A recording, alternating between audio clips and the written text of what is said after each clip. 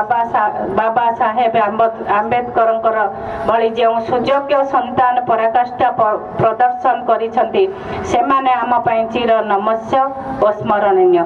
त्रिरंगा पताका तले एक गणतंत्र राष्ट्र भाव में आम देश आज 75 वर्ष पदार्पण करिछि। समग्र विश्व रे भारत सर्वबृहत गणतंत्र राष्ट्र। विविधता मध्य एकता हेउछि आम देशर स्वतंत्र परिचय। अनेक भाषा और वेशभूषार नागरिक आम देश रे बसवास करुथिले हैं।